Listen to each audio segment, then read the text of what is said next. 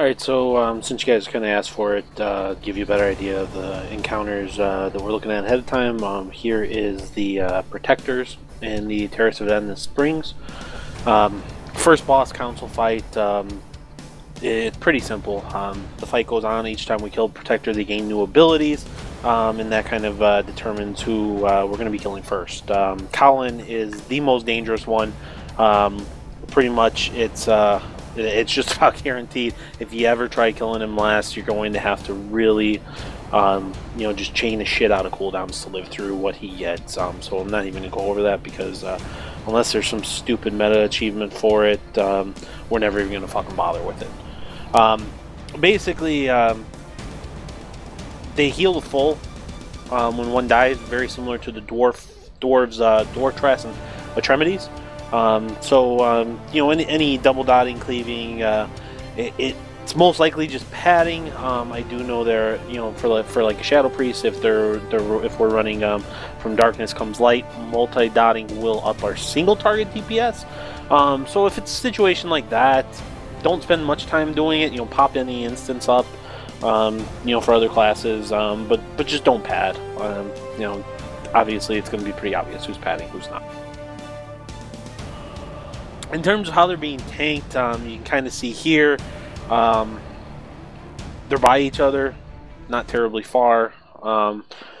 It's really, we're probably going to want to pull the one that we're going to focus down away to just make some dodging some things a little bit easier, and when we do need to move, make things easier. But it's pretty simple. During the first phase, while we're DPSing down Colin, the biggest thing is Regal does pop a prison.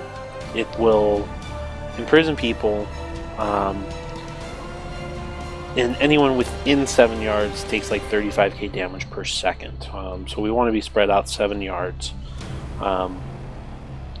Basani is going to drop cleansing waters. It'll basically be a globe you'll be able to see here in the video, where you can actually see it popping it down. We want to get away from them if we can. Great. If we can't, oh well, not a big deal. Healers just need to be on top of dispelling that off. And that's pretty much what we're going to see throughout killing Cowlin.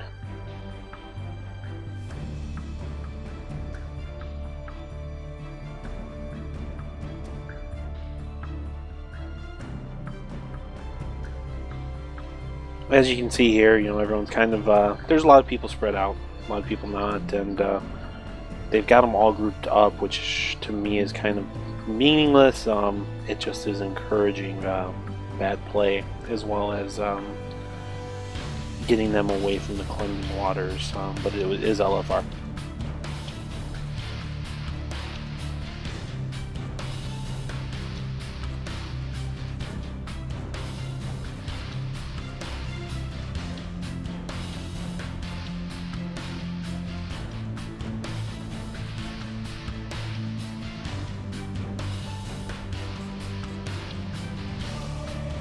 So here you see the first corrupted waters go out. This is what Asani gains after they gain 1 stack of corruption of the Shaw charge, or whatever the fuck it's called. Basically what it does is it gives them a bloodlust until it's killed. Increases their melee and attack speed. So we want to kill it immediately. Second thing is that anyone within 15 yards of it, it's going to give us, I think it's a 20% haste buff when it dies. So we do want to be a little bit closer in. As you saw, I was bad. I was not there, so we don't want to do that. So you can see it happens pretty often. So we've got to stay on top of it. The second thing we should see here is Regal's Lightning Storm.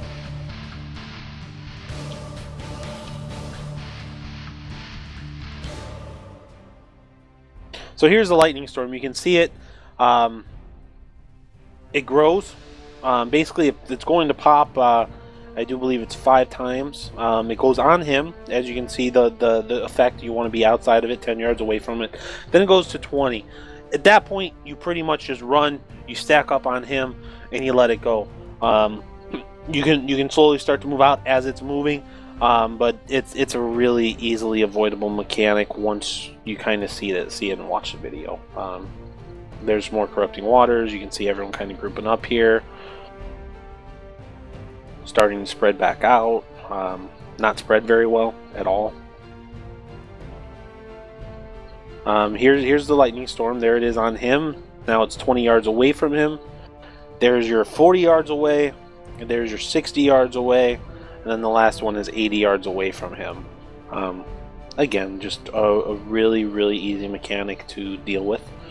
And being LFR, you can just see how bad people are, not spreading out at all or anything like that. There's only 3 lightning prisons, in case you're noticing. There's not that many. There is 5 on normal mode. That's really the only change. The LFR encounter for this has every single mechanic that the normal mode does. So don't have to worry about any new mechanics. On heroic, it basically adds some ad mobs in that will basically target the lowest health one, but there's no need to go into that because heroic mode ain't going to be open for quite some time here. Alright, so here now Asani's the last one left. Obviously healed the full.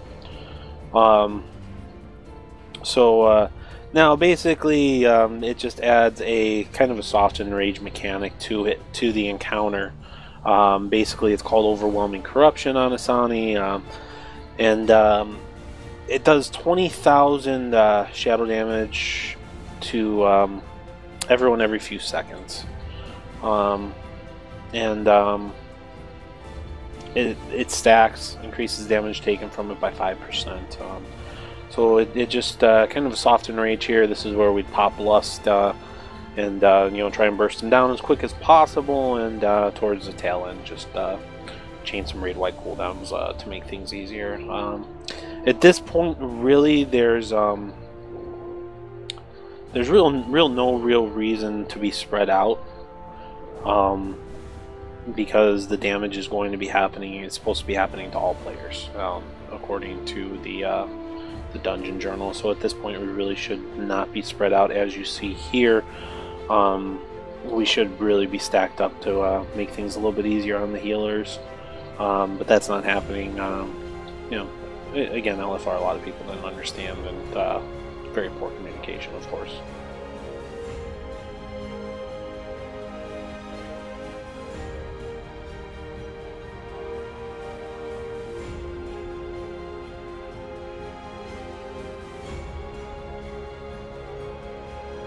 Here's Corrupting Waters. Very poor job on this one. You can see how long this thing's up, which is absolutely terrible. Something like that can't happen. We're in the part of the encounter where damage is already stacking, and we're leaving, basically giving him a an extended bloodlust. Got to switch no matter what, unless the boss is like sub 1-2%. But when you're looking at another 30-40 seconds, it can't happen. But there it is, guys. Hopefully it helped you guys out like you asked for, and I'll get the other 3 up here soon.